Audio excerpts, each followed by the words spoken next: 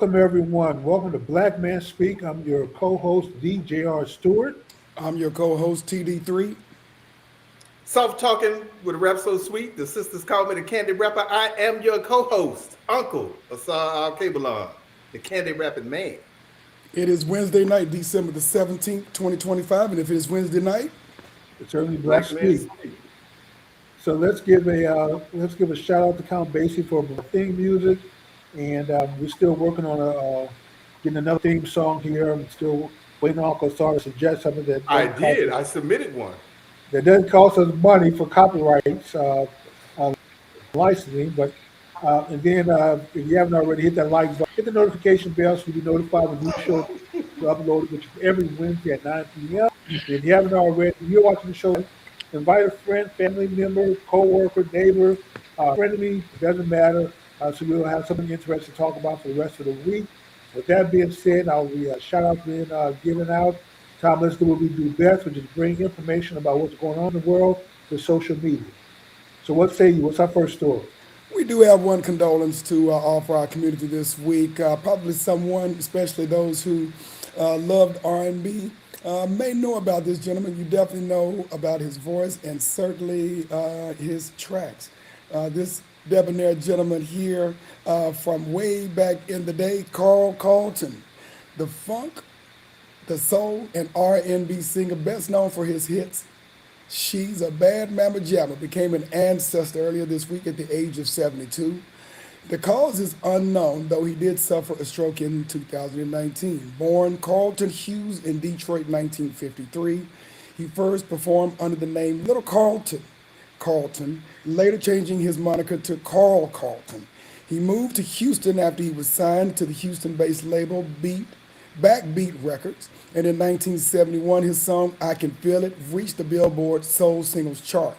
But a decade later, he scored his most enduring hit with the 1981 track "She's a Bad Mama Jamma," which reached #2 on the Soul chart and spent 21 weeks on America's charts. The Grammy-nominated song continues to resonate nearly 4 decades later, hitting #7 on Billboard's R&B Digital Song Sales chart earlier this year.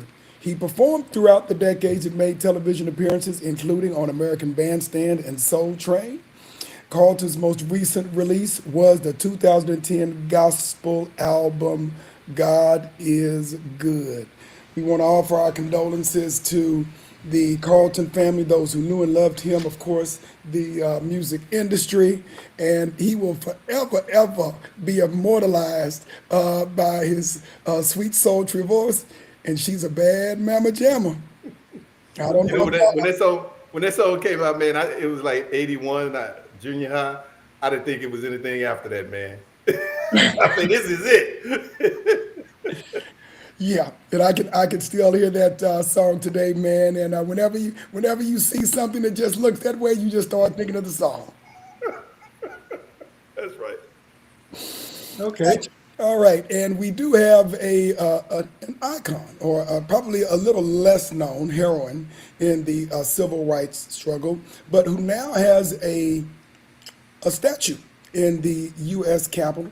You may not know this lovely face, but Barbara Rose Johnson, and a statue of her is replacing the one of Confederate General Robert E. Lee at the U.S. Capitol. On December the 6th, an 11-foot bronze statue of Johns, who led a landmark student walkout against segregation in schools as a teenager, was unveiled in Emancipation Hall in the Capitol Visitor Center. John was just 16 years old when she organized a strike in 1951 at Virginia's segregated Robert Russa Moulton High School, protesting overcrowded classrooms and inferior facilities for black students. The walkout helped spark a legal challenge that became part of the Brown versus Board of Education case, the 1954 Supreme Court decision that declared school segregation unconstitutional. Before the sit-ins in Greensboro, before the Montgomery bus boycott, there was the student strike protest in 1951. John's statue, which is replacing that of Lee's, was created by Maryland artist Stephen Weitzman and depicts the trailblazing teenager standing at the podium, which we'll show here for you. Its base bears her rallying words: "Are we going to just accept these conditions, or are we going to do something about it?" Barbara Rose Johns died in 1991 at the age of 56. So interesting news by one of the heroines that probably is known in her region of the country, may not be as known nationwide, but prior to a lot of the landmark cases in other areas, this sister here was doing her thing. That's right. Was the president at the unveiling? I don't know. I didn't see that in the article, so I'm not exactly sure. It didn't reveal that or not. It's probably safe to assume that he wasn't. Let me Um, say. I'm surprised. I'm surprised. Honestly, I'm surprised because there was I don't know what it was the other day that they issued where they have canceled the Frederick Douglass coin and the Harriet Tubman coin or bills or whatever, and the president suggested that his face, his likeness, image be plastered on all those things. So I'm I'm surprised this snuck by. You never know. But, Well, first of all, congratulations. this is the hall of Congress. I don't think the president has any say over what goes up in the halls of Congress. But they do have a cure for this Trump derangement syndrome because it seems like every story, every answer is Trump, even stuff in Africa. It's called a common sense injection. But anyway, what's our That's next not. story, That's not T? necessary. That's not true. That's not That true. is Because true. when we talk, no, it's not. When we talk about Africa, I talk about the West. I don't. And you bring up Trump and how great he is, We were or talking about the girl getting wait a minute, kidnapped wait a in minute, wait a minute. Nigeria, and now The talking about attention that Trump. he brings to the myth of the Christian persecution in Nigeria or the myth of the white persecution in South Africa. You bring him up. I talk about the West or the talk about a particular government agency, the CIA, the FBI. I don't. Trump is no like I said. Trump is no different to me than Uncle Obama. I Saul, know some people. I know don't some make people me are go offended. pull the video. I have said consistently on this program. Obama, Trump, Biden. They're all the same Don't to make me. me go pull the Go video. pull, I go said pull it. Go when we pull were it. talking about Nigeria and the girls Go getting pull it. kidnapped, I Because said, what are you the go leadership pull it. there doing about it? They're Go responsible. pull it. Go pull You it. started mentioning Trump. So I did Go not pull it. mention Trump first. You mentioned Trump first. I never mentioned Trump first. You Go guys bring pull him it. up first, just like now. We're talking about a statue in Congress, and you talking about Yes, Trump. I brought him up. I sure Okay. did. I Just sure did. there. Okay, I And appreciate the I'm gonna honor. bring, and I'm gonna guarantee you, I bring him up at least one more time during this broadcast. Did we have a off-camera meeting, and someone here said we were talking too much about Trump? I don't remember That that, but needed to be I'm gonna clear. bring him up again. Even if I'm gonna bring him up again, Okay. guaranteed. I guarantee you that I will bring him up So again so it's at not least one time. that At we are least one bringing up time. Trump too much. It seemed like maybe the issue you have is that you are bringing up Trump too much. But No. you bring him up, and then you complain about that we talk about Trump too much. What's the next story, bro? What's the next story, T? Next story, follow-up story from something we've been talking about probably for the last year or so. And of course, school voucher programs and education, one of the things that we talk quite a bit. Well, Texas has finally clarified some of the rules uh, concerning pre-K school vouchers. The final rules for Texas' private school voucher program recently clarified that families interested in sending their children to private pre-K could receive an estimated $10,800 per year, the same amount designated for most other participants. But the benefit may not radically transform Texas' early childhood learning landscape, as the students eligible for private pre-K services through the program will be limited to those who already qualify for free public pre-K, those obviously who are already engaged in that program. The state law that created the program earlier this year established that virtually any school-age child can apply for education savings account, a form of vouchers that will allow families to access public taxpayer dollars to fund their child's private or homeschool education. But a lesser known part of the law also granted certain families the option to use state funding to send their children to an accredited private pre-K provider as long as they do not simultaneously attend a public program. And this is, of course, in relation to, of course, the vote and the politics over the last year regarding the use of school vouchers as an option, of course, to public schools. So, Yeah, this is going to be a chip A program. It's an effort to get us to a fully voucher system, which is what we need, is to create competition among the schools. And it'd be the one thing that'll fix the educational system, that will improve the quality of the education being provided. Because either you provide a good education, or people just uh, vote with their dollars. They'll take their children out of school and put them in another school, and the money go there and flow away from your school. So either you improve the product, which is educating kids, or you go out of business. So this is the first step, and so it's good. But eventually, we will get to a system where the money follows the child, public or private, it doesn't matter. And for those private so schools that are willing to take less money on a voucher to take kids who can't afford their 20, 30, $40,000 tuition and take $10,000 a year, uh, families be able to get some families be able to get their children into a really good private school, which also providing a very good education and outlet for those kids who wouldn't otherwise have that chance. But they're stuck in failing schools right now. So a good first step. I'm hoping that the state of Texas continues to chip away at this until it is a program where the money follows the child, whether it's private school, public school, or homeschool. It doesn't matter to me, as long as the child gets a good quality education. And right. if the child is not getting a quality education, then those institutions that are not providing a good service deserve to fail. No apologies. Okay. So does that mean, are you, I want to make sure that I'm getting this clear. Are you suggesting that public schools will go away? I'm saying any school, public, private, that's not providing a good quality education, and the parents recognize this and want to take their children out of their school, will have the freedom to put their child any place they can get their child accepted. So if the money follows the child, there's not enough money to keep the school open, the school will close. So educators, principals, counselors, people who run these schools, either you focus and double down on providing education that you possibly can to the children. No more making an excuse for failing schools. No more, oh, it's a high crime area, it's a high poverty area, so we expect that the grades will not be very well received. We don't expect high test scores in these areas because these kids are poor. No, even if you're poor, your child still deserves a good quality education, at least a shot at it, and this will give you an opportunity to give your child a good quality education. Schools that are successful in educating kids are going to be prosperous. The ones that are not very good are going to fail and go under. So that's the way it is. Become charter schools. Charter schools. The secret is charter schools do an excellent job in educating kids with the same public funds that public schools do. But That's because charter teachers schools are union, public schools. the teachers union, and the system does everything it can to fight against charter schools. Like I said, the goal should be to give children a quality education. Where it comes from shouldn't even matter. So I'm not protecting the school system. I got a sister-in-law who's an educator, just retired, counselor, and she specialized in turning schools around on the failing list.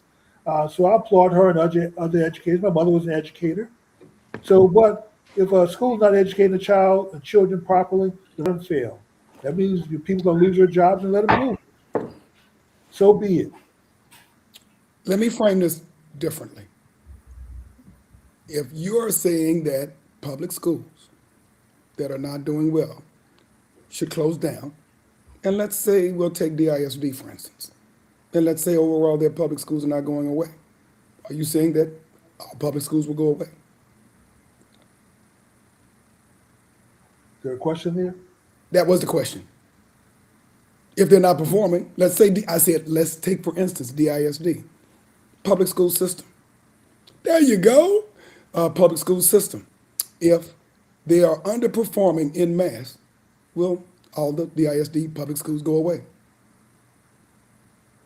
First of all, it's not reasonable that all the schools will go away. Well, let's say if they do. Okay, and Okay, you're not if answering they, the question. if they if those schools I'll yield the floor. if those schools went away because they can't afford to keep open anymore because the students are not there, then what would be the point of keeping them open? If all the parents are taking their kids out of the school and put them in other schools, and now the schools that they were in don't have the funds and the funds to stay open, and they have to close, what's the harm there? They're closed because they didn't provide a good I didn't job say there of was a quality harm. service to the kids. And this is for the parents to decide. So I'm trying to understand what the issue is here. The goal should be a quality education for the kids. Competition is what's going to do that. Competing for the dollars is what's going to do that. That capitalistic system that Uncle Sar talks against is going to do that. The socialist system of just giving money, pouring money into a school system, whether they provide a good job or not, i.e., government service. That model. We've seen the results of that. So let's try something different. This is starting with pre-K, so eventually it's going to expand into elementary, middle schools, high school. So and then at some point, all of Texas will be a voucher system where parents will be able to move their kids into whatever school they want, homeschool, charter school, public, private, it doesn't matter. Take your child to wherever they're going to get a good education. So let's try something different. Let's try something other than capitalism. You say competition. How about cooperation? I think that works a little bit better than competition, because you know what you get with competition?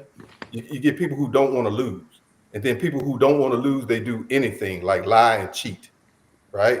That's what happens with competition. So let's try, you just said, let's try something different. Let's try something different like cooperation. Let's try something different like putting money where it belongs instead of sending it overseas to some other country who gets free education, and the youth of this country don't get anything.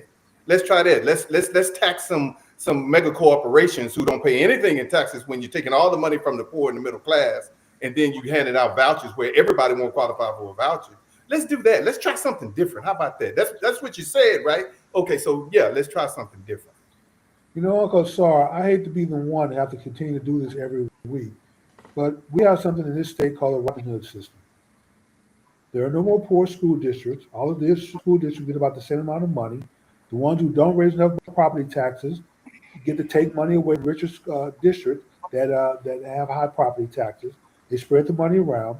Texas spends over $14,000 per student to educate.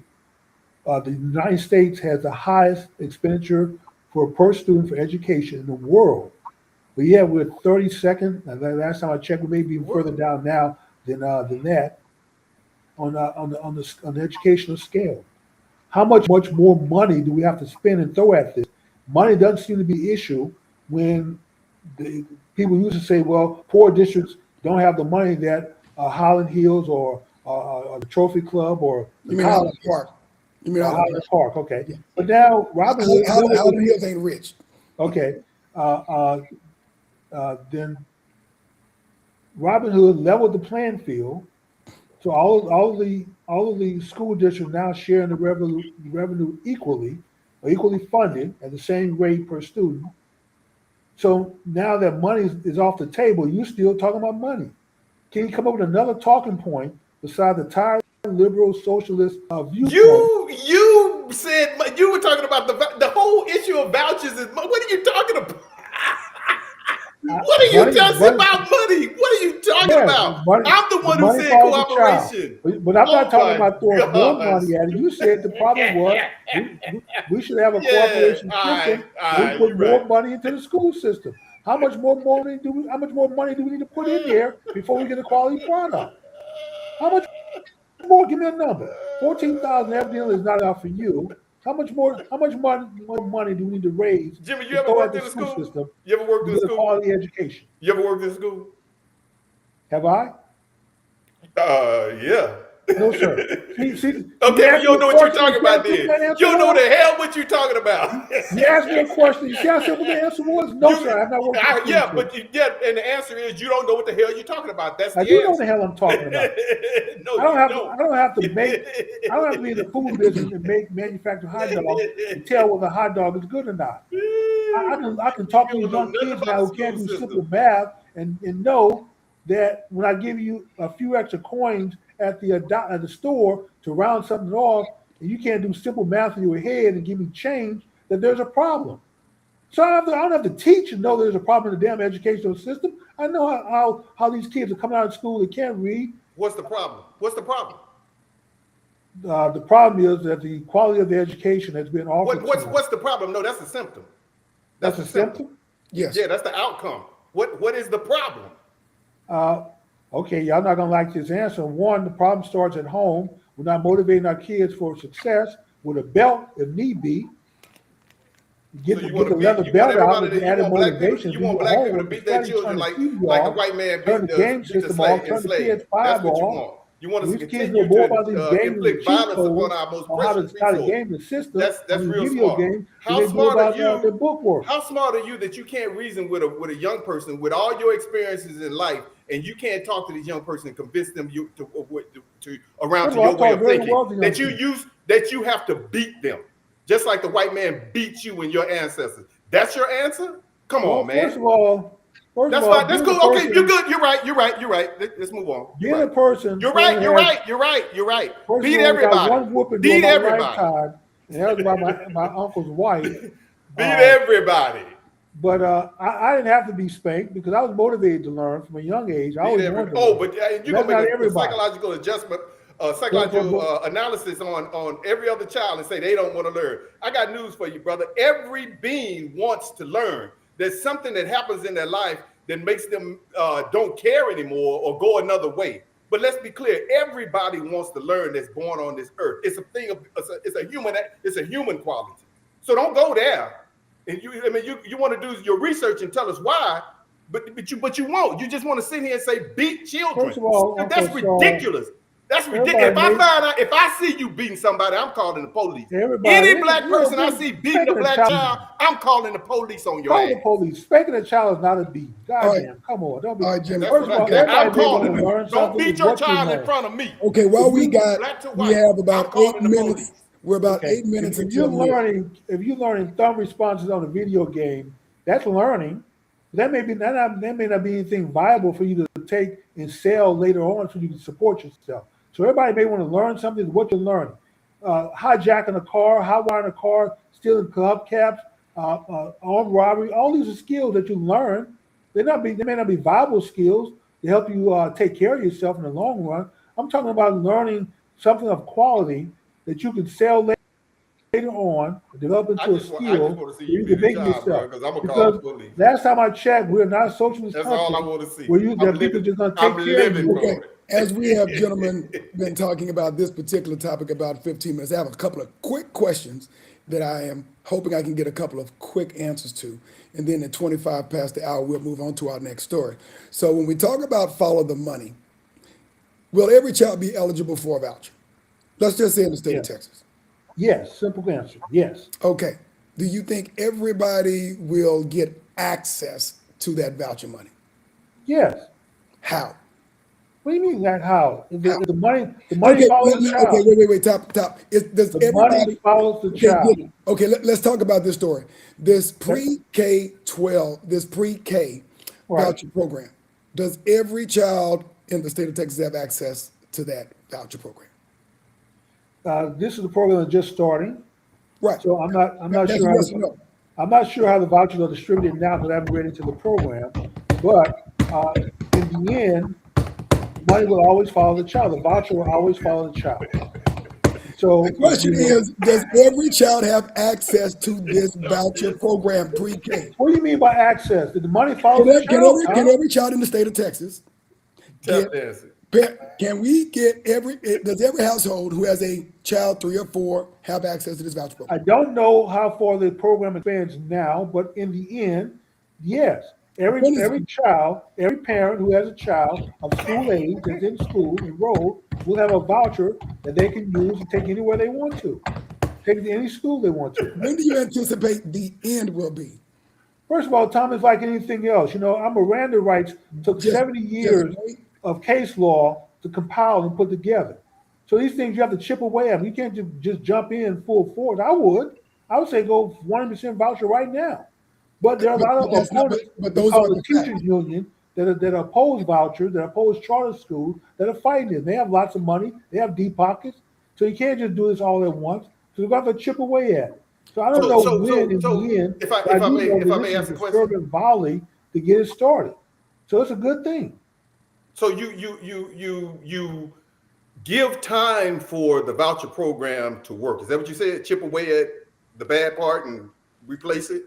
So is that what you said? It's not the giving time for it to work, it's giving time to beat down the opposition Oh, I'm who's glad you fighting said. against I'm it. glad you said that. Give Yeah. time, right? But with a child who may need some correction, you just jump right in. You don't give them time to correct. You just beat them down. Ain't Is nobody that beating what you're no saying? child down. I said You give the just. bell down. I just asked a question. Yes or no? You said give First of time all, over there for that to work, and you now with a never heard me child, say beat a with a child human doing. being, an I said immature adding human being, motivation with a undeveloped belt. human being, and you You want may to beat not you them. may not have to use the belt all because sometimes just showing the belt is enough of a motivation where they understand that you will use it if they don't bring their grades up and they don't study. So sometimes you may not have to swing the So you belt. resort to the threat of violence instead of violence, just violence. So now we have First two of all, things: whatever violence parents and have to the do to threat of motivate their violence. children is their right. Okay, Okay. let's go to the next story. It's Okay, 8:26. We want to acknowledge a couple of our guests on the chat line. Miss who we Tanya. have? We got Miss Tanya on the line, back on the line. Not exactly sure what happened. I don't know if it was you, Jimmy. Wasn't me. Okay, but then she's back on the chat line for whatever Okay. reason. So we want to welcome her back. We want to thank her for joining us, and we also have Miss Marion Square on the line as well. She said more teaching, less beatings. She actually has a son, by the way. But all that being said, let's go ahead and move on to our next question. Our next topic. A little bit more in sports, even though we'll talk a little bit about sports at the very end. For those of you who watch a little football, especially college football, somebody is in hot water right now. University of Michigan recently fired head football coach Sharon Moore on December the 10th, about a week ago, for an alleged inappropriate relationship with a staff member, leading to immediate termination with cause. Shortly after, Moore was arrested following allegations of an assault and home invasion at the staff member's apartment, resulting in charges including home invasion, stalking, and breaking and entering, with a wider investigation into the athletic department's culture now underway. The coach is accused of having an intimate relationship for years, doesn't say how long, with the staffer, who also concealed it from the school. After she initiated a breakup in early December, Moore is accused of continuing to call and text her before breaking into her apartment and threatening to take his own life, not hers, but his own life. But his own life. He was fired December the 10th. The rule Moore is accused of violating prohibits any supervisor from starting or trying to start an intimate relationship with someone they directly supervise or have the ability to influence. Moore had the obligation to come clean, and the staff member did not. It's not known who initiated the couple's years-long relationship, but policy requires a supervisor, in this case Moore, to disclose any relationship that develops. Moore's arrest is the latest in a long list of scandals under Michigan's athletic director, Ward Manuel, who's been at the helm during incidents including hacking, car crashing, and sign stealing. So we've got a man who is arguably the head coach of one of the probably one of the most visible football programs in the country, in hot water. It's all over the news. It's kind of a mess, and there are definitely lessons to be learned here. The lesson is you don't lose to Ohio State in your own conference. That's the message. You look at a school like Florida, who won the NCAA basketball tournament last year. Their coach has been investigated for stalking, following young girls around, inappropriate relationship with these students. He still has a job, an extension, and everything. You know what? When he was being brought up on these charges and investigated and put on the short list to be on a short list to be fired, him winning the tournament, somebody got him an extension. So if Michigan has somehow found a way to win this year, beat Ohio State, go to the tournament, maybe win a national championship, this wouldn't even be a news story. Michigan would have found a way to cover all this up and deal with it. But because he's not winning, Then let's look for every reason, every jaywalking ticket, every violation, everything that we can find, use as a reason and cause to get rid of them. So that's just the way it goes with big time programs that they're expecting to win. I expect the coach of Alabama to be in that same boat here if he don't turn it around. Also, when you follow Bear Bryant with several national championships, Saban who has 6 national championships, and you barely squeak into the playoffs with the Alabama team, the folks in Alabama are going to get tired of him also. And trust me, if he even spit on the sidewalk, he'll be fired next year. I'll yield the floor to you, Uncle Asar. What do you have to say about this? I just wanted to ask Jimmy. So, I mean, that's his perspective. I mean, you have nothing to say about his infidelity to his wife and his children, and the young woman with her uh, promiscuity with a married man. You don't have anything to say towards any of that, other than the big football program. First of all, I didn't say anything about his personal life because um, Tommy didn't report anything on his personal life. I don't know if the guy's married or not. We He just is, talked about he, inappropriate he, relationship he, with a he student. is, he is married. He has a couple of children by his wife. Okay, so obviously, don't condone that behavior. But I don't know what's going on in his household. I don't know if things are good or bad between him and his wife. I don't know if he's seeking out an outside relationship for cause or not cause. Um, so until we have more information, we can't really pass judgment on his personal behavior. But the information we do have is that he didn't win. He didn't beat Ohio State this year. He didn't make it to the playoffs this year. And like I said, there are other coaches that we've talked about and chronicled on this show at all levels, even the pros, um, that have done worse things and keep their jobs if they're winning. And when you're not winning, yeah, you better walk squeaky clean, and even then you still may lose your job. So he's fired. His charges filed against him, but these are in the end these are misdemeanor charges. These are not really serious felonies. He's not going to do any prison time over having an inappropriate relationship or committee, or the fact that he's so heartbroken over whoever this girl is. He threatened to commit suicide. He may be committed for observation or something. He's not going to do any prison time. So this is not to me. These are not serious felony charges. So the only thing that is serious in the matter of sports is that he didn't beat Ohio State.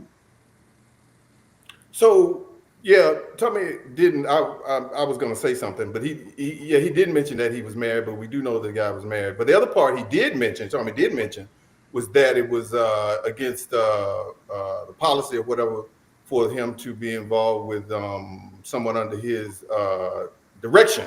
So I mean, other than that, you don't think that has anything to do with him being released, other than him not beating Ohio State? Uncle Sar, don't you work for the university, one of the universities here? You in the educational system? I ask you a direct question. What is my personal life, Because you know what? my financial situation have to I do with think every anything? school, I think every school has that policy. That's the point I'm And making. I remember when I was in school, there were a number of professors who were fooling around with students. It happens in all of the university systems. So it's not just this one guy.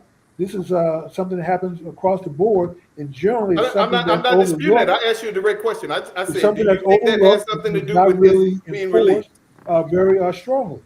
So Right. So does that my have something to point do with him was being is released? that when in his case he's a coach at a high profile school, when they're looking for reasons, any reasons, even an inappropriate relationship with a student, that's generally overlooked most of the time, 99% of the time. But in this case, it's not going to be overlooked because they want to get rid of him. And I even equated it to the coach down in Alabama who seemed to be a squeaky clean guy. He's married, but like I said, let him jaywalk, spit on the sidewalk, and Alabama get knocked out of the playoff in the first round by Oklahoma this year, and see if they'll be looking for a reason to get rid of him. That was my point. It's not that sports trump everything. It's just that when you high profile like you to win, when you don't deliver the goods that they're paying you for, then any reason is good enough to. These are to me, these are like minor stuff. These are minor misdemeanor charges that normally, if he was winning, I guarantee you, if he had won back national championships, this wouldn't even be a story. So Well, he has I minor. don't know about that, Jimmy, because if the last time I recalled, Urban Meyer, he's won a championship or two, and they got rid of him. Yes, they did. They did, and he has a couple of rings. Yes, he did. Okay, I'm sorry. I'm sorry. Go ahead. So what do you think should happen to the young lady, if anything? What, for being in a relationship with the coach? She knew he was married. It was going on for several years. They said. Yeah. I mean, did she walk away scot free? Okay, then let's why don't we just tie her up and burn at the stakes? I won't object. Yeah, right. Man, that's her personal business, and who she want to have a relationship with, married man or not, that's her business. That's between him and her. Okay. I would say this, and I think this is, and I get the message in terms of not beating Ohio State, and so they find a way to get rid of him, and so this is a very convenient thing. But I think this is also for a lot of young men and even older men out there that you've got to learn from the lessons. I mean, if we bring up, he's unfortunately one in a long list of other coaches. I mean, within the last year. Shannon Sharp, he lost some money over that. A couple of years ago, Ime Udoka, former Boston Celtics coach, he lost his Yeah. coaching job because of that. And the reality of it is, we can say that everything is fair, but it isn't. And so when you get a coach, a black coach in particular, in a very high-profile job over a very large brand, you got to make sure that either you are crossing every T and or dotting very I, or you got the smoking pictures with the midget if something does come up, if you're doing something stank. All I'm saying is, for young men out there, unfortunately, we don't probably know everything, but he made an emotional response to a bad situation that cost him a lot of money and obviously his family. When I Should say have called me, that, Tom. okay, he didn't have your number. I'm sorry, but he's making about $6 million per year. Okay, pretty nice chunk of change, and I don't know the young lady. Doesn't really matter to me. But he's white. He has a wife. He has a couple of kids. Now he's out of a head coaching job. What is the likelihood he's going to get another head coaching job, especially that high profile? No. You Okay. risk his whole future over that relationship. We can agree on that. And so a woman broke up with him. He gets Lost his mind. he gets overly excited, responds emotionally, can't handle himself, and I'm not going to say his coaching career is completely gone, but probably Oh, there's some high schools that hire. his head coaching job at that level is gone, and he may lose half his assets. There's some junior colleges that may hire. Maybe. Division III schools that may hire, but high schools. But for Division I, big school, big program, making multi-million-dollar set, that's going. Lesson learned for those who are out there who Should have are. invoked the Bill Clinton protection. He should have said, "Hey, I want to stay." There's a saying, rules apply to some folks. And you got to remember that. Unless you got leverage, rules apply to some folks, not those in power. Yes, he should have invoked the Bill Clinton protection clause. Well, Bill Clinton claimed this is a private matter. Get out of my bedroom. You should have said the same thing. Private matter. Y'all gave Bill Clinton respect to deal with his situation, so give me the respect to deal with mine. unfortunately, since he had the color of Bill Clinton, the same rules don't apply. And so that's why he should have called me, because I would have told him to invoke the Bill Clinton clause. I would have invoked the form. But Jimmy, he couldn't invoke the Bill Clinton clause. Why not? Why not? Is that a credible question? Sharon Moore, him invoke the Bill Clinton clause? Okay. He didn't beat Ohio State, so you can't do that. Well, you're right about that one. Maybe that would have helped his situation if he had beat Ohio State rather than let Indiana. I don't think Bill Clinton protection plan. Even if he had beat Ohio State, I don't think it would have mattered. Sadly enough, even if he had beat Ohio State, I don't believe it would have mattered. Tom, there's some football fanatics in that state. This is true. Those people take that game serious, man. This is true, but I would say this much.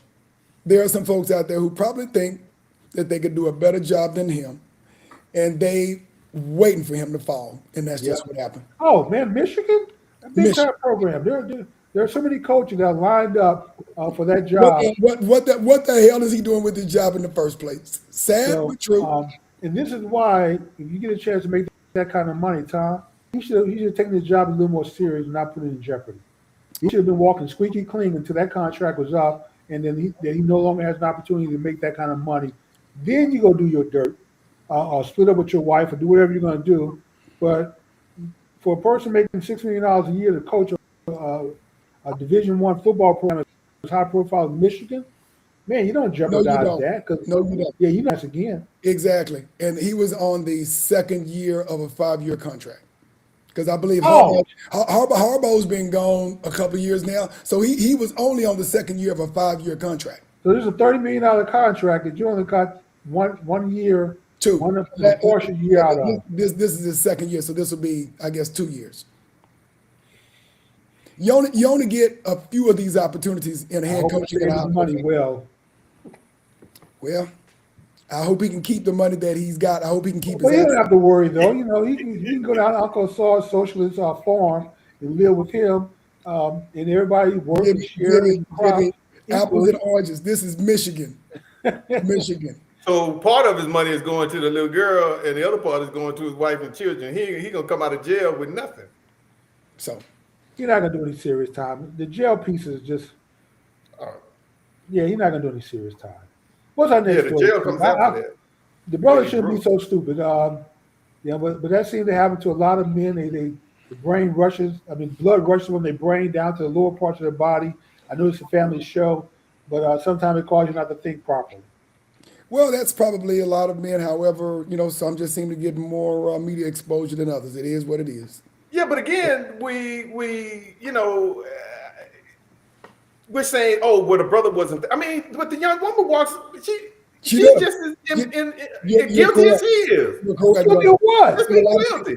What is she I mean, let's be guilty of, clear. Uncle Sar? What crime did she She knew he commit? was. Come on, man. She didn't have to. Is She it a didn't have crime to. to have an affair with a married man? Is that a crime? I mean, it's not the moral thing to do. Well, I it's- think it is, Exactly. but it's not a Does it have crime. to be legal or surrounded by money for us to consider something?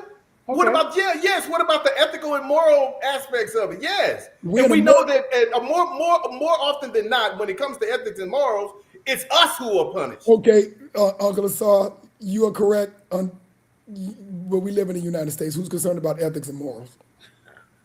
But that's my point. That's my point. Exactly. Thank We you. live in the United That's my point. States. Who's Exactly. concerned about And we don't know what story he fed her about how bad his relationship was with his wife, how he was getting We don't know what divorced, story how she he fed divorced. him. We don't know Uh, that. Uncle Sar, we don't know. That's what I'm saying. That's what I'm. No, that's not what you're saying. You keep harping on him. You keep saying what he did. No, don't get me wrong. The brother is all. I say the brother's all wrong, but at the same time, there's enough blame to go around. And I don't like the black male bashing. Let's be clear. I don't like that, especially when it's some. Come on, man. I would say this. All If we I'm can, saying is being a former player myself and having trained and studied under two of the best players I ever encountered in my life, I know what men do and say to I the know what young men do girl. too, because I'm one of They'll, them. they'll lie, they'll make up stories, they'll say what they have to say. But I do know there's something coming from the other side too. These young college girls are very impressionable. Make me look like They're an. rich It's just like guys that who have lots basketball of cover money. with what they did with LeBron James doing the Fay Ray King Kong thing. That's how they look at us, and it's not true. And this is just something else to help promote that. gotcha. The We girl got- is we just as got- wrong as he. The girl is just as wrong as he is. Yeah, And nobody what's said our it. next It's story? all focused on him. Gentlemen, we may have some inside information. Chat Queen Marion said her dad was in a high up position at the University of Michigan. So I don't know what the details on that, but one of our guests says that I guess the woman who she had a relationship with was in a high position at the school. So who knows what's going on? But why don't we do this in the interest of time? We're about a quarter till. Let's get on to our next story. What's the next story? This is in follow up because, of course, we have been following the Sahel states in West Africa, and interestingly enough, Mali and Burkina Faso are among 3 West African countries that have now launched a regional investment bank capitalized with 895 million US dollars to fund infrastructure, energy, and agricultural projects within their region of the country. Mali and Burkina Faso are among Africa's leading gold producers, while Niger holds a significant uranium reserves as well. So this is a emerging and very interesting story. Each nation is expected to contribute about 5% of their tax revenues to capitalize the banking project. The move is a part of a broader effort to reduce reliance on foreign donors and assert greater control over their development agenda within the region. The three countries which have withdrawn from the Economic Community of West African States, otherwise known as ECOWAS, are grappling with mounting challenges, including political instability and climate pressures. They have accused ECOWAS of failing to support their fight against Islamic insurgency within the country as well. It's an emerging and interesting story. The bank is now officially operational following the commitment of its initial capital by the three countries, and the next step would be the appointment of leadership positions tasked with raising additional funding across the region. And actually, we've been talking about the Sahel states probably for at least 2 to 3 years now, of course, since the changeover in leadership. And this is interesting news, Uncle Asar. What are your thoughts on this first? Well, I think it's some of the best news that I've ever heard in my life. The IMF, the International Monetary Fund, the World Bank, those institutions were designed by the West for their favor, and in their design, the purpose is to keep Africa poor, and that is why they exist, and that is what they've been doing since at least when were they formed? Like right after the Second World War, whenever, and that's what they do. And even though the African countries pay their loans back at a higher rate consistently, they still have higher rates than Western countries. The United States has a huge debt, but they get lower interest loans and that type of thing. But anyway, there's a sister, I can't remember her name. I think it was Kenya's sister, economist, wrote a book called Bad Debt or Bad Aid. I can't remember, I'm sorry. And she describes how it's a cycle of dependency that these institutions place upon the nations of Africa. So this, along with BRICS and some other developing things happening on the continent, is like I said, this is some of the best news I've heard in my life. And like I've said before, any real liberation for us in the West, in the Caribbean, throughout the diaspora, depends upon the status of the African continent, because the entire world is dependent upon the continent where all the resources are. So there's no reason to play around, beat around the bush about it. There would be no West. We would not be living the lives that we live now, talking on these laptops and computers and the development of these things, and this couch I'm sitting on, and lights, and this nice apartment I live in, and all this kind of stuff, if it were not for the poverty that is inflicted upon, perpetuated upon the people of the African continent. Jimmy, this is a good story. This is a good first step. They're heading in the right direction. But the $800 million, $900 million is not all money that was generated internally from their 5% contributions. That 5% is more of a guarantee of what they're going to contribute in each year to help build the fund. Most of the money is coming from the World Bank, not from the International Monetary Fund, but from the World Bank itself, which is part under the UN, which still means some ties to the West, where they still going to have a hand, some control over what you're doing. But hey, we're starting to see the African nations starting to reclaim their mineral rights, take back their gold, their oil, build their own roads, stop turning to the powers for money for infrastructure. Starting to do it. I wish more African nations would do the same. Spend less money on military and more money on schools, education, roads, hospitals, and energy. You need energy to develop your country, and the fact that a lot of them take money from the UN not to build power plants on this guise of climate control nonsense, when all the developing world has power plants everywhere, don't mind polluting the air, water, and everything else to keep the lights on, but somehow Africa got to be the one that got to clean the air up and the land up and not build a power plant, especially if it's coal or gas generation.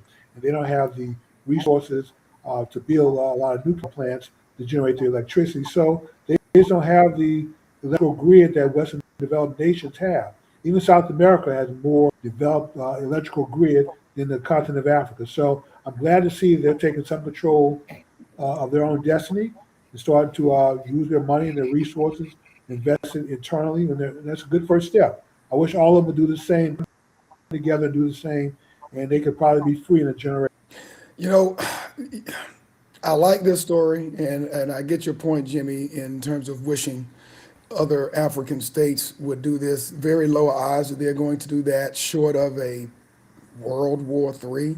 And that's primarily because most of the other African states or heads of states are bought and sold by Europe. And so, in essence, most of the African countries, with the exception of maybe a handful, are continually controlled by the West, including the United States of America. No group of people, no culture, no country is able to control its destiny unless it can protect its own resources. And so, even though I do understand, having to manage what resources you have in order to maintain whatever mineral resources that you have, if you are not responsible and ultimately in control of the security of your own country, eventually you're going to get taken out. And so, I don't see a way that you're going to be able to maintain control of your resources, your banking institutions, your educational institutions, the society of your own people, without having a strong defense. And I just don't believe that you can outsource that, because ultimately someone can use that channel to take you out. So with these states being led by military leaders, I think it'll be very interesting to see what happens. It's unfortunate that they have to fight against their own brethren in other parts of the country who are controlled by the West. And so that is by design.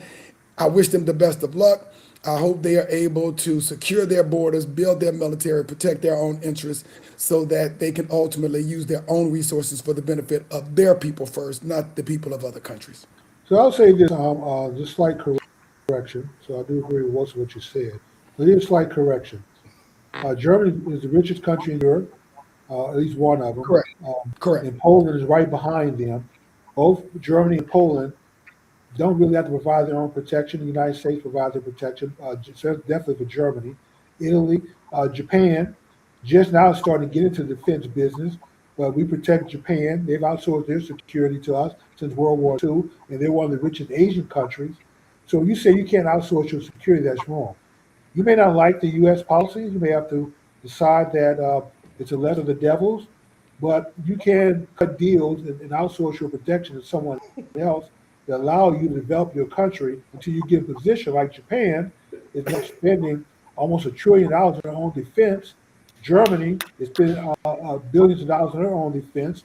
We encourage that now, but since World War II, by treaty, they were not allowed to even develop a military. They can only do internal policing.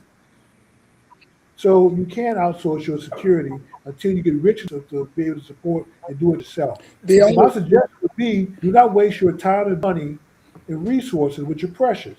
If I got to choose between a gun and bullets in a school or a hospital, I'm going to take the school and the hospital. If I need to go talk to the devil, as Uncle Sarge said, and make a deal with the orange to come put a base here and protect me, I'll do that until I'm rich enough where I can ask you to leave. The Philippines. We have bases in the Philippines.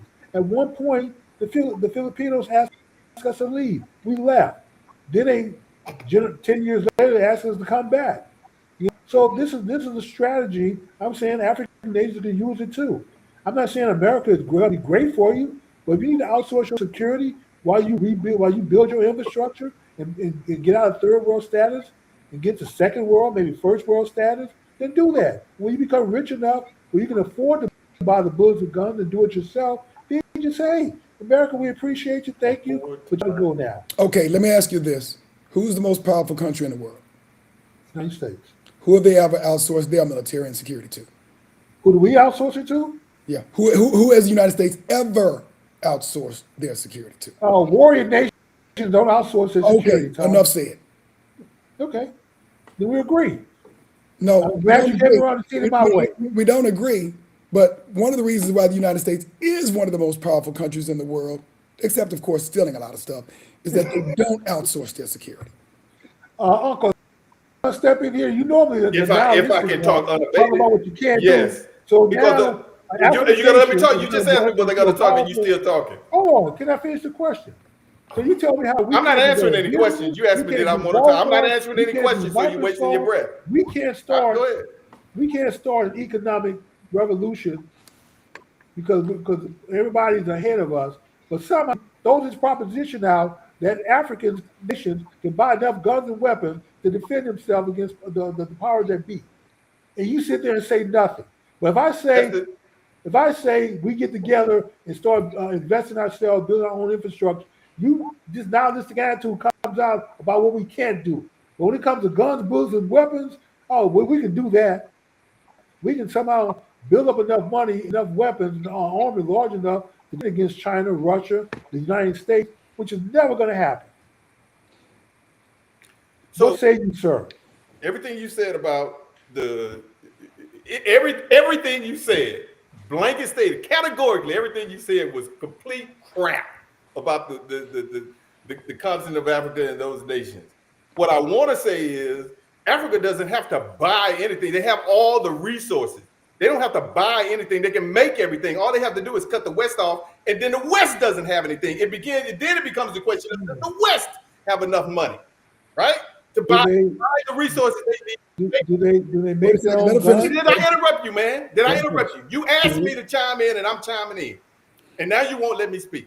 Okay, go ahead. So then it becomes a question of does the West have the money to buy the resources to continue to make their weapons of mass destruction of human life? So yeah, Africa has it all, bro. And the reason they're struggling is because of places like the U.S. Well, not places like the U.S. The U.S. in particular has made them poor. They would have to be complete idiots to let them back in to do any type of quote unquote. Look what they did to the Native Americans here. They can't. They're not. You talk about making an agreement for. Look, every treaty they made with the Native Americans, they broke. They have broken. What makes you think they're not going to do the same thing on the continent? They've already proven it, and you don't. Although you don't believe it, you're not smart enough to read and understand. They have been instrumental in the destabilization of every continent on the virtually every continent on the country on the continent, and the murder of heads of state on the African continent. That's what they do. You talk about a warrior nation. That's a misnomer. Warrior. Are you kidding me? But you talk about a warrior nation. That's what warrior nations do. They go around the world destroying shit, and that's what they've done on the African continent since the white folks went to the continent, and they're still Can I there. respond now? So you don't know anything what you're talking about. When you can talk about the Can Cowboys, I you can respond talk. now? No, you cannot until I finish because you've been talking. We talked about this in the green room. Nigga, you've been talking for 5 Wait a minutes. second, wait a second, Jimmy. Let me Go finish. ahead. Let him finish. You At some can talk point, about the you randomly Cowboys. gotta You can talk stop. about the Cowboys. You can talk about the charter school, but don't come here telling me anything about the African continent. That's where I draw the line. You have I you can know tell you you know whatever I want about the nothing. African Jimmy, continent. Everything hold you up. say is you put it out of Let- your ass. You're not You the know nothing. authoritarian, You the know sole nothing. speaker for You Africa. should know about authoritarianism. You should know Yeah, about you're that. not the only speaker for Africa. You're not their voice, No, their I'm mouthpiece. not. But I know So I I can know way speak up. more than I I have know that enough right. people that you know absolutely And so I nothing. gave you plenty of Absolutely nothing. examples. I gave you plenty of examples. I gave you You didn't Germany. give no I gave you the examples. It's Sherman all Plan. conjecture. I You gave pulling you it out of your ass, Japan. bro. You We know dropped 2 bombs. nothing about Now, Africa. okay, now who's speaking over who? We dropped 2 I'm speaking bombs over and you because wiped you out speaking over. You Japan. asked me to say you We talk. wiped out You Japan and free we move. helped rebuild them. You So you reduce can't coming up outsource. with tap dancing We were noises on talking his about desk Uncle. because you telling Oh, you know us. what? Jimmy, Go Jimmy, ahead, man. Jimmy. Go ahead and talk Okay. because you're the only I'm one done. that can talk about Africa. I'm done. So You don't know Japan, anything about Africa. Japan is under our protection. They have outsourced their Keep talking protection. about Japan. They're You just know nothing now. about We Africa. we Still dropped talking 2 about bombs on them. We totally wiped them out. We wiped out Germany. Well, at least Germany did. The Russians did. Italy. And look at these nations are prospering now under our protection. So it can be done. You can't outsource your protection. So if you have to do that until you're rich enough to do it yourself, fine. My only point was if you want them to continue to, they don't make anything. They buy AK-47s from North Korea, from the Russians. They buy their weapons from the West. They don't manufacture any weapons in Africa. Hell, they don't buy anything. They are sent there to foment dissent. They don't have to So buy if it. manufacture their own, it'll be different. Make their own weapons and bullets, it'll be different. We don't want to make guns and but bombs they trade their like your resources. warrior nation They destroying trade life. their resources That's what you for do. weapons. So I'm You saying just said keep your Okay, why don't resources. we do this before you all continue? Be Yeah. for real, girl, which is cousin I don't know why Audrey I'm talking. K. Wait a second, cousin Audrey K is saying good night, probably because y'all are like screaming at each other, but she is saying good night That's our brother Saul. because it is not. Oh, Yeah, it's me. because Because when it comes to Africa, I'm dead serious. because it's 9 o'clock, so she is saying good night, and we have it's 9 o'clock now. So if we're going to talk, we need to keep it very We have any brief. other stories on the books? Say what? We have any other stories on the books? We want to talk very briefly about Kwanzaa because we won't be having a formal show the next couple of weeks. So we want to talk very briefly about Kwanzaa. And if we want to talk about sports, we don't have to, we can. But we want to talk briefly about Kwanzaa since we're about to head into the Kwanzaa season. Well, if the Cowboys hadn't fired the defensive coordinator, then there's nothing to talk about on the sports side. And the playoffs are starting next week or this weekend coming up. So it'll be after the new year before we actually get a chance to talk college sports. Correct. So, so let's do a quick mention. Probably should devote a little more time to Kwanzaa, Right. as opposed to hearing that nobody can talk about Africa except Uncle Sam. Let's take a couple of minutes to talk about Kwanzaa. We'll talk very briefly about sports, and then we'll call it a wrap since it is 9:01. Okay. So I will go ahead and kind of open the floor. And we've talked about Kwanzaa, I want to say at least for the last 2, if not 3 years. But of course, We have. during the week of Kwanzaa, We of course, all the principles and talked about them.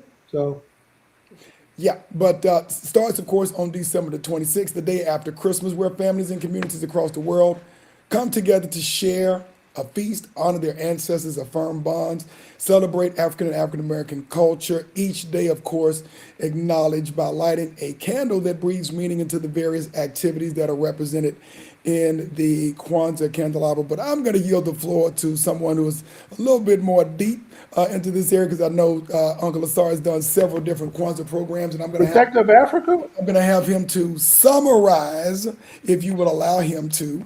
I'm going to have him to summarize the principles of Kwanzaa and how you can incorporate that and why it's important. So at the center of Kwanzaa, you have the Nguzo Saba. Nguzo Saba is Kiswahili for the 7 principles. You have Umoja, Kujichagulia, Ujimu, Ujama, Nia, Kuumba, and Imani. And on each night of Kwanzaa, which begins, as Tommy mentioned, on the 26th of December through January 1st, each night you want to light a candle, starting with the unity candle in the middle, which is the black candle. And then you talk about that principle, what it means to you, what you're doing to uphold that principle. And then after that, you light subsequent candles on each night. Now, during that particular day of Kwanzaa, when you meet your family, friends, or whomever, you greet them with the Kiswahili phrase of that principle for that day. Like on the first day, I would call Tommy and greet him and say Umoja, and he would no, I would say Habar Ghani. I'm sorry, I say Habar Ghani, what's the news? And he would reply Umoja. There we go. That's basically Kwanzaa. Exactly. And so these are the 7 principles of Kwanzaa, including Umoja for unity, Kujichagulia, self-determination, Ujima, collective work and responsibility, Ujama, cooperative economics, Nia, purpose, Kaumba, creativity, and Imani, which is faith. And obviously, you struggle with that word Kujichagulia last year. At least look at it, Kujichagulia. That sounds like a sister name anyway. Well, it sounds close to something else. I'm trying to make sure I'm getting it right and I'm getting it wrong. Well, before we end the show, I want to give a shout out. Before we end the show, I want to give a shout out to the city of Shreveport and the African Arts Council, which was founded by my mother. Right. And they sponsor the Kwanzaa Festival there celebration every year. So big shout out to our African Arts Council and to Queen Kimla, my mother.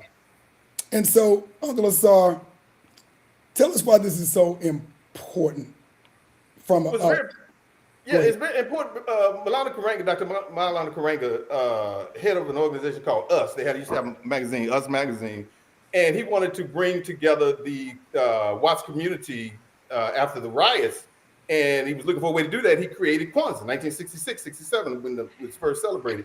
So I think that spirit should continue. And then, even on this show, when we talk about capitalism and socialism, capitalism is very individualistic, very aggressive, mentioned competition, that type of thing. Those are not the qualities that sustained us through enslavement or the societies that we celebrated on the African continent traditionally were not capitalistic and individualistic. They were socialistic. They were communistic. And again, the isiZulu word Ubuntu, which means can be loosely translated or strictly translated as "we before me" or "I am because we are." Those are the types of things that we want to get back together. And we talked on the last show about the schools and that type of thing. The reason that schools were not profitable, but successful in those times, because we still had community, and it was each one teach one, and we clung to those principles and that axiological approach to help one another. We've gotten away from that to individuality. And again, with the capitalism, we talk about black capitalism and entrepreneurship, and that all that's doing is feeding the capitalist. It's still capitalism, so it's feeding the capitalist system and moving us farther and farther away from our core principles of Ubuntu.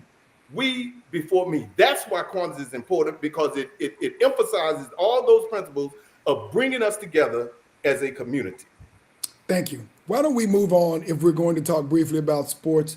It is 9:05, and maybe we could take 5 minutes to talk a little bit about sports. We can talk about the college football playoff that starts this weekend, and or we can also talk about the NFL and them Cowboys if we want to talk about that. So, We don't have anything to talk about the Cowboys. okay, nothing to talk about for the Cowboys? Unless you want me to play the 5-minute clip of you being concise about picking Detroit. I said college football playoff or the NFL. Okay.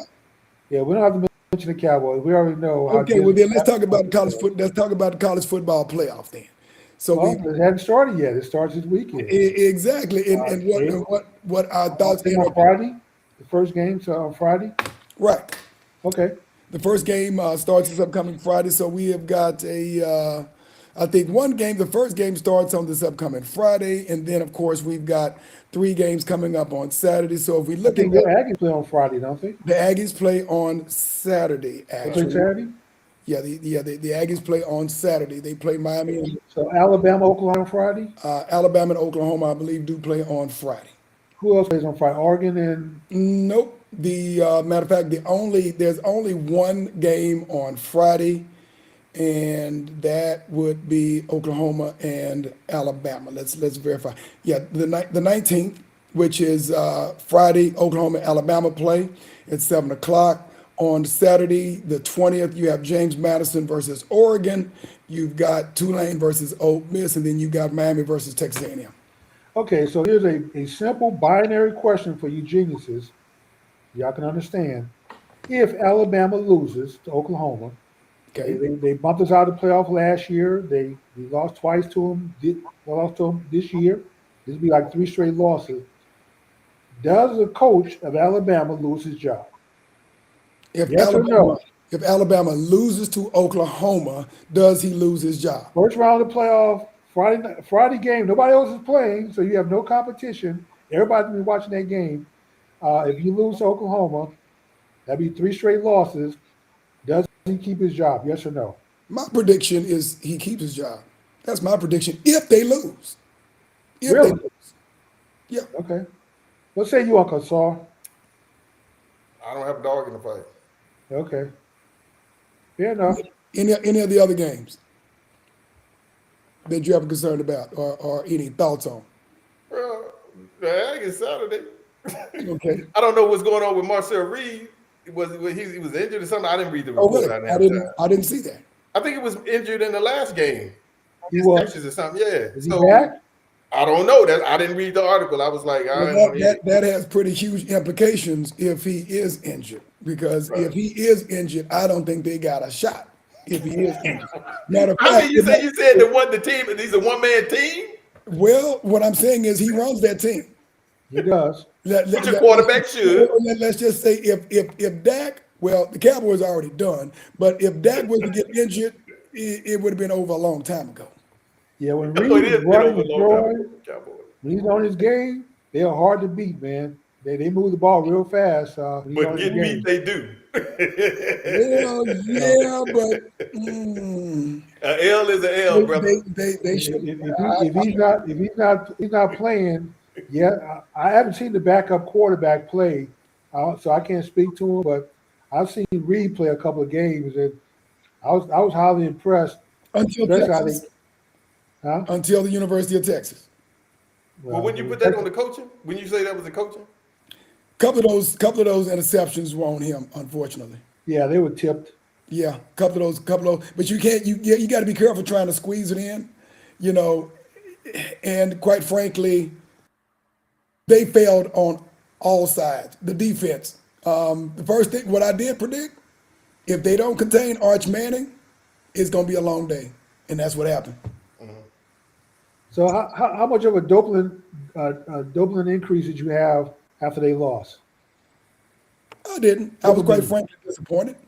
And when I say that, they've been in the SEC for 12 or 13 years now, and they've not won one SEC championship. That's why when we were talking about all this stuff earlier in the year, I was like, I don't really care about their record until they win an SEC championship. Tom, y'all had Jimbo Fisher back in the day. You know what a horrible coach he was, man. I knew that when they hired him.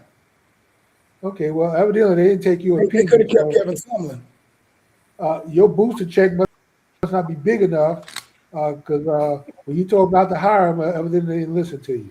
Dude, I stopped. Well, I didn't stop giving money back that far back, but you know, That's Freudian slip. I knew I Jimbo. stopped I knew checks a Jimbo. long time ago what he meant to say. I knew Jimbo That's answered. Freudian slip finally comes out. That's okay, Tom. No, I didn't know what. No, what I'm saying is I didn't stop giving money a long time ago. That long ago when they first hired Jimbo Fisher, that happened after they hired Jimbo Fisher. But I knew Jimbo Fisher wasn't the answer.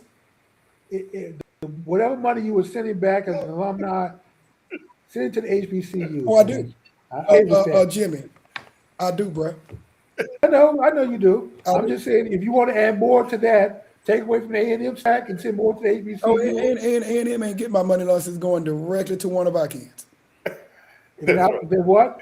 Unless it's going directly to one of our kids. Okay.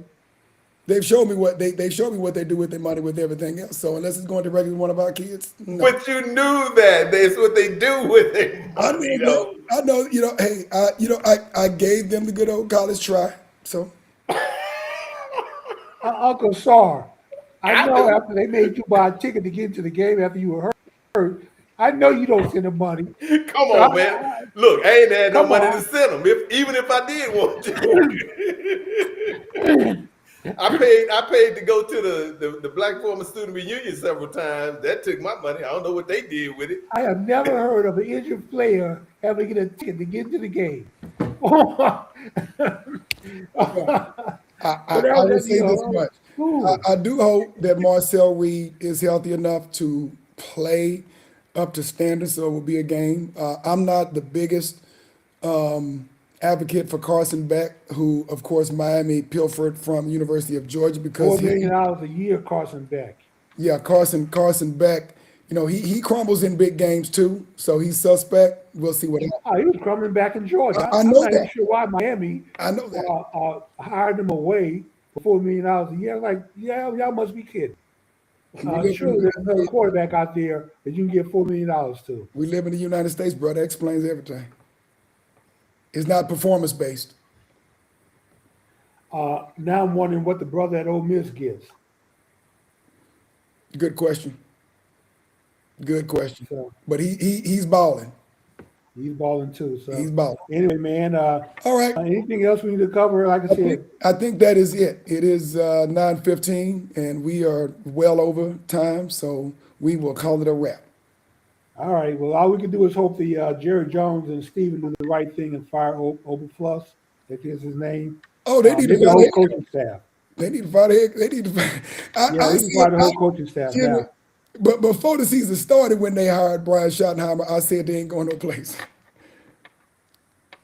Well, anyway, with that being said, anything else? Uncle Sar, we're going to give you the last word. Close it out. Hey, man. Y'all have a good night. And a very, very Merry Christmas and transition to the Happy New Year. We're going to be giving the show some old shows over the next 2 Wednesdays because We're going to replay some old shows. For next exactly. week.